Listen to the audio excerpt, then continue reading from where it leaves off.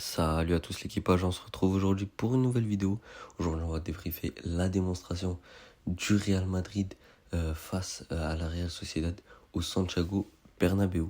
Et le monstre de cette démonstration, c'est bien évidemment Kylian Mbappé avec ce triplé, une victoire donc 4-1 du Real Madrid avec donc triplé d'Mbappé et un but de Vinicius Junior. Le Real Madrid s'est donc imposé avec une première mi-temps assez compliquée, assez mitigée, en ouvrant d'abord le score sur une superbe récupération de Federico Valverde qui vient servir Kylian Mbappé. Malheureusement, la Real Sociedad va égaliser, donc ça va faire un partout. Et derrière, Bellingham va réaliser une superbe passe décisive avec Kylian Mbappé. Ça fait 2-1. Derrière, Vinicius Junior va marquer sur une superbe action de Jude Bellingham qui va lui servir ce but sur un plateau. Et pour finir, 4-1 donc, avec une nouvelle passe de Bellingham pour Kylian Mbappé. Avant de parler en détail de chaque performance des joueurs, on va parler de cette composition d'équipe. Donc, c'est exactement la même que Mourinho avait concocté face à l'Espagnol Barcelone. Donc, c'est donc ce 4-2-3-1 avec Courtois au catch, bien sûr, Dumfries et Carrera sur les côtés. Match catastrophique des deux, hein, malgré la victoire, on va en parler. La doublette Konaté et Hussein, je pense que ça va être elle durant toute la saison s'il n'y a pas de blessure, on espère. Valverde, Bernardo Silva, le double pivot donc qui a bien marché. Et derrière, à droite, Güler. En numéro 10, Bellingham. À gauche, Vinicius bien sûr. Et en pointe, Kylian Mbappé, auteur d'un triplé. Un petit mot sur cette équipe de la Sociedad quand même qui nous avait beaucoup de mal avec ce Ocheng, les gars, qui a très, très bien joué sur le côté gauche avec c'est lui qui est passeur décisif, je crois, sur le but du 1 partout avec cette action collective, les gars, de la Sociedad et ce superbe crochet sur Konaté. Suzic qui a fait un très bon match aussi, qui a marqué. Torrentes qui a fait un bon match. Kubo qui nous a causé pas mal de soucis. Oyarzabal qui a été un petit peu en dessous. Cette défense donc avec Aramburu qui a été pas mauvais aussi. Et Alex Remiro qui a été le meilleur joueur d'après les notes de cette équipe de la Real Sociedad, avec pas mal de parades, notamment face à Mbappé. Mbappé, donc, auteur d'un triplé, les amis. Lui, il peut rater 1000 fois. Vous pouvez être sûr qu'il va marquer. Et aujourd'hui, il en a mis 3, les gars. C'est son troisième triplé, je crois, en Liga avec le Real Madrid. Parce qu'il y en avait aussi 2 en Ligue des Champions. Enfin, il y avait eu ce quadruplé contre l'Olympiakos. Et ce triplé face à City. Et là, triplé donc incroyable de la part de Kylian Mbappé. J'ai bien aimé sa complémentarité avec Bellingham. J'ai bien aimé celle avec Vinicius aussi, ça a été intéressant. Je l'ai trouvé un peu perso sur certaines actions. Il y a une action où il rate. Il y avait Arda Güler qui arrivait sur le côté droit. Mais j'ai vraiment bien aimé. Hein. Bon match de la part de Mbappé. Qui parfois fait le mauvais choix, les gars. Des fois, il pourrait être plus collectif. Des fois, il pourrait simplement frapper. Mais bon, il a beaucoup raté dans ce match. Hein. Mais c'est pas important puisqu'il a mis ce triplé. Cette petite célébration en hommage à Cristiano Ronaldo. Il a fait du Ronaldo ce soir, les gars. C'est le seul joueur, en fait, dans le monde qui reste sur les standards de Ronaldo et Messi. Et voilà, pour moi, ce ballon d'or, c'est du tout droit pour lui. Voilà, avec ce triplé, il vient rappeler encore une fois pourquoi il doit être ballon d'or. Donc voilà, super performance du Kicks. Et on espère qu'il va réitérer ça. Mourinho, il a dit en conférence de presse, hein, et il peut marquer peut-être 60, 40 buts. Bref, ça va être une très bonne saison encore pour Kylian Mbappé qui va sûrement être à nouveau le Pichichi. Vinicius Junior, alors lui, on va en parler, il n'a pas fait un bon match. Honnêtement, il n'a pas fait un très bon match. Mais il a un but, une passe d'eau au final. Il s'est bien rattrapé avec cette super passe entre les jambes pour Kylian Mbappé. Et ce tapine, voilà, ce but inscrit pleinement grâce à Jude Bellingham, bien sûr.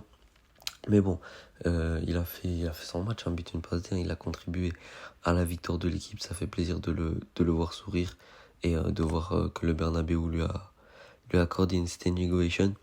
Et donc voilà, il n'a pas réalisé la performance de sa vie, mais il faut pas enterrer Vinicius Junior, les gars, il faut jamais l'enterrer. J'espère qu'il va retrouver retomber dans une meilleure dynamique, pardon. Et franchement, ça n'a rien à voir avec le match qu'il a fait à l'Espagnol. Il a pu plus dribbler, même si Il a raté pas mal de fois. Il a perdu beaucoup de ballons. Mais bon, voilà, j'espère que on va le retrouver cette saison, retrouver un meilleur Vinicius, notamment en Ligue des Champions. En Ligue des Champions, il performe toujours. Et aussi en Liga. Bellingham, Bellingham, les gars. Quel joueur Jude Bellingham qui reste sur ses standings de la Coupe du Monde sur ce niveau. Il est sur un autre monde pour moi, honnêtement, il est sur un autre monde. Et quand il est dans celle-là, quand il est sur ce niveau-là, c'est vraiment le meilleur milieu du monde, le meilleur numéro 10 du monde, les gars. Il sait tout faire, récupération, il va sur ce but, ce qu'il fait sur ce but de Vinicius, les gars, c'est du Bellingham tout craché. Il crochette. Il m'a fait penser un petit peu à Palmer sur ses crochets là, Palmer contre Fulham, là, pour ceux qui ont regardé le match. Mais derrière, il perd le ballon, et il va le chercher ce ballon avec il se tourne sur lui-même, et cette passe pour Vinicius Junior. Il sait pas où faire de but dans ce match, mais honnêtement, ces deux passes D valent clairement valent tous les buts du monde. Honnêtement, il a fait un superbe match. Et pour moi, c'était le meilleur madrilène sur la pelouse, même si, bon, voilà, il y a ce triplé de Kylian Mbappé. Mais lui, vraiment, rien à dire. Jude Bellingham, excellent. Et voilà, athlétiquement, les récupérations, défensivement, offensivement, il sait absolument tout faire. Bernardo, je vais en parler vite fait. Bon, Bernardo, ça va, les gars, même si je l'ai trouvé un petit peu fantôme sur certaines actions et un petit peu en dessous physiquement encore comme face à l'Espagnol. Je sais pas, on va voir. Tchouaméni, on l'a vu, les gars, dans les tribunes. On sait pas s'il va revenir pour le match contre Malaga. Mais bon, voilà, va falloir tester Tchouaméni à sa place. Mais bon, Bernardo, ça va pas être pour toute la saison. On a vu Camavinga qui est rentré à sa place. J'ai bien aimé l'entrée de Camavinga. Donc on verra pour Bernardo Silva. Mais en tout cas, il y a une chose est sûre, il n'a pas 90 minutes dans les jambes. Federico Valverde, les gars, j'ai retrouvé le Federico Valverde exceptionnel, le Federico Valverde de la saison 24-25 et de la saison 23-24. Un Valverde, voilà, très omniprésent défensivement. Et j'ai kiffé franchement sa prestation. Et avec cette passe D pour Mbappé, il a bien été récompensé. J'ai bien aimé voilà, dans ce double pivot. Maintenant, voilà, les gars, il me manquait ce Valverde-là, parce que la saison dernière, c'était pas le meilleur Valverde, même s'il a eu des coups d'éclat contre City notamment et tout. Là, franchement, j'ai très bien aimé. J'espère qu'il va rester sur ses standards toute la saison en Liga et en Ligue des Champions. Arda Güler, intéressant aussi, les gars, j'ai bien aimé comme il a proposé ses appels et tout. Dommage qu'il n'a pas été servi sur l'action voilà, d'Mbappé. Mais franchement, il a été bon, j'ai bien aimé. Arda Güler, il apporte des solutions, même si voilà, dans ses grosses phases de position assez stériles, il n'a pas toujours fait le bon choix. Voilà, des fois, c'était des passes vers l'arrière, ou des fois, on vient décaler sur Valverde ou sur Bellingham. On ne trouve pas trop de solutions. Mais j'ai bien aimé quand même Arda Güler. Voilà, il n'a pas été aussi bon que contre l'Espagnol et surtout que ce qu'il a fait sur toute sa prépa. Mais il a été intéressant et Arda Güler, je sais pas les gars si on va continuer comme ça avec Arda Güler sur le côté droit. Je pense que Diomandé va être titulaire quand même contre Malaga parce que bon, Malaga, voilà, c'est pas le même type d'adversaire. On va peut-être tenter autre chose. Mais on verra. Arda Güler, s'il va rester titulaire, en tout cas, il est super intéressant. Et il sert beaucoup parce que Bellingham en numéro 10 à sa place, c'est incroyable. Donc on verra bien comment il va évoluer tout au long de la saison avec Mourinho. Un homme aussi dont il faut saluer la prestation, les gars, c'est pas que les offensifs, c'est aussi la prestation d'Ibrahima Konaté. Il est que 7.3, mais moi je lui mettrais bien un bon 8, pardon. Quelle prestation d'Ibrahima Konaté, il a été présent dans les airs. Voilà, on manquait de présence dans les airs la saison dernière, cette saison. Voilà, on l'a avec Konaté. Voilà, j'ai aimé ce tacle glissé, cette grinta là, cette omniprésence, même si voilà, il s'est complètement fait prendre sur l'action d'Ocheng et sur le but. C'est plutôt de la faute de Carreras qui lâche son marquage. Mais j'ai bien aimé voilà, Konaté dans ce match-là. J'ai beaucoup apprécié le français et j'espère vraiment qu'il va revenir à son prime comme à Liverpool. Et voilà, c'est un titulaire indiscutable toute la saison, ça c'est sûr, avec Mourinho et le Real Madrid. La paire Dumfries Carreras, les gars, il faut bien un bémol dans ce match. Et le bémol, c'est cette paire de latéraux qui, pour moi, va falloir changer dès le prochain match, dès Malaga, avec voilà, les remplacer par Cucurella et Trent. Parce que déjà, on va parler dans un premier temps de Carreras qui a été sorti à la mi-temps. Ça, c'est un très bon choix de Mourinho. Je vais parler de Mourinho après. Mais voilà, Carreras, les gars, très mauvais match de sa part. Il lâche le marquage, les fautifs sur le but. Et offensivement, on croit que c'est une solution. Mais en vrai, voilà, à l'image de son centre en première période, complètement raté. Donc voilà, mauvais match de la part de Carreras, malheureusement. Faut ouvrir le dossier de Dumfries aussi, les gars, parce que franchement, c'était catastrophique. Sur ce côté droit, il n'a pas été remplacé, lui. Offensivement, c'était nul, hein. Il faisait les mauvais choix, il centrait mal. Souvent, le ballon se faisait contrer. Je le trouve assez lent sur le côté, je sais pas. Et aussi, je le trouve trop juste défensivement. Voilà, c'est pas ce qu'on attend. Je préfère Trent à la limite, même si Trent, on sait que c'est pas le meilleur latéral défensif du monde. Mais je trouve qu'avec Dumfries, on n'a pas réglé le problème défensif, les gars. Il a fait énormément d'erreurs. Donc voilà, il a été absent sur pas mal de marquages. Donc vraiment, je trouve que c'était vraiment un très très mauvais match de Dumfries. J'ai noté au moins 10 erreurs. Il n'a pas été changé par Mourinho. J'espère qu'au prochain match, ça sera Trent et pas lui. Après ces deux petits points noirs, les gars, on revient sur du positif avec ses entrées. Celle de Marco Kurela qui a fait beaucoup de bien sur le côté gauche. Hein, voilà, ce côté était maintenant totalement fermé défensivement. Très belle approche défensive de Cucurella. Carreras, voilà, il laissait un vide complet. Et c'est pour ça qu'après, ils ont beaucoup plus attaqué sur le côté, sur ce côté droit de la défense, sur ce côté de Dumfries, les gars, qui a été très juste, on le rappelle.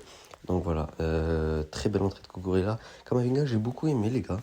Il a été intéressant. Bon, il est rentré une quinzaine de minutes, mais j'ai aimé. J'ai aimé Kamavinga, pardon. Brahim Diaz aussi, très intéressant. Voilà, il s'est offert un but hors jeu, malheureusement. Mais j'ai beaucoup aimé Brahim Diaz, sa présence offensive et sa vitesse de percussion sur le côté droit. Donc, c'est une solution. Il faut aussi se rappeler que c'est une solution. L'entrée de Diomandé, pas mal sur le côté gauche. Bon, il n'a pas trop eu le temps. Il est rentré pour même pas une dizaine de minutes. Mais voilà, j'ai bien aimé sur le côté gauche avec cette petit dribble là, j'ai bien aimé. Il a été intéressant. Je le trouve meilleur sur le côté gauche que sur le côté droit maintenant. Voilà, le côté gauche, il est pris par Vinicius et par Mbappé parfois. Donc, Diomandé, il va falloir faire beaucoup plus si on veut être titulaire. Et même à droite, j'ai bien aimé cette prestation de Güler. Donc, voilà. Et je sais pas. Il faut le titulariser dans d'autres matchs, voire avec différents adversaires. Et Diomandé, je pense qu'il peut être une solution si Vinicius galère. Voilà, sur ce côté gauche, s'il y a des matchs où il galère, notamment en Ligue des Champions ou dans des gros matchs, voilà, cette entrée de Diomandé peut-être à 20 minutes de la fin, ça peut apporter de la percussion et ça peut changer. L'entrée d'Espi aussi, voilà, il est entré, ça fait plaisir. Il a d'ailleurs failli se offrir le 5e but au Real. Mais bon, voilà, il n'a pas marqué cette fois-ci. Maintenant, Espi, on sait, c'est un joker. Entrée intéressante et on verra pour la suite. Maintenant, voilà, le petit mot sur Mourinho, les gars. Franchement, Mourinho, cette fois-ci, il a vraiment fait un très beau travail sur cette victoire 4-1, ce changement avec l'entrée de Cucurella, que j'ai beaucoup aimé, qui a réglé pas mal de problèmes défensifs. Cette composition de base qui est très intéressante, ce qu'il a fait avec Güler, les gars. Ce Güler un faux ailier droit, j'ai beaucoup aimé. Et cette liberté qui donne à Bellingham, à Vinicius et à Mbappé, j'ai beaucoup aimé aussi. Il n'a pas sorti Mbappé parce qu'il voulait qu'il marque le 4e. Il a sorti Vinicius pour qu'il ait voilà, cette standing ovation, il a dit en conférence de presse, pour qu'il voit l'amour que lui apporte le Bernabéu. Il essaie de renouer entre les supporters et Vinicius, j'aime beaucoup. Et voilà, on a vu, il y a une complicité entre les joueurs. Mourinho est un meneur d'hommes. Et j'ai aimé cette victoire 4-1, les gars, on a pris du plaisir. C'est pas la dernière fois, c'était compliqué. Là, on prend vraiment du plaisir et ça doit être ça, les victoires du Real Madrid en Liga. Un petit mot sur le prochain match, les gars. C'est un match face à Malaga, dimanche à 17h. J'espère qu'on va vraiment prendre du plaisir sur ce match. Voilà, c'est pas les mêmes adversaires que le Real Sociedad et l'Espagnol. Mais attention, attention, ça peut être un match piège, ça peut être un 0-0 fâcheux. Donc voilà, il faut rester concentré. On va voir la composition de Mourinho, j'espère qu'elle sera intéressante. Et on va voir si on va gagner ce match-là. En tout cas, je l'espère. On a une autre petite échéance, les gars, c'est ce soir à 19h. On a le tirage au sort de la Ligue des Champions, donc on va voir les adversaires qu'on va voir. On aura 8 adversaires différents, on le sait. 4 à domicile, 4 à l'extérieur. Donc on sait qu'on va pas piocher Liverpool, c'est tombé. On va les piocher à l'extérieur parce qu'on les a piochés 2 saisons de suite, pardon. Donc on verra, j'espère qu'il y aura des adversaires indécents, des adversaires aussi faciles pour prendre des points. Et voilà, mais j'espère surtout qu'il y aura de l'adversité, les gars, quand même, pour voir vraiment qu'est-ce qu'on vaut en Ligue des Champions. Voilà les frères, c'est la fin de ce débrief. N'hésitez pas à liker, à partager et à vous abonner, surtout les gars, et activer la cloche pour pas manquer mes prochaines vidéos. On a repris les shorts et on essaye de faire un maximum de contenu. Et moi je vous souhaite une bonne journée, des bons matchs pour ceux qui vont regarder et ciao ciao.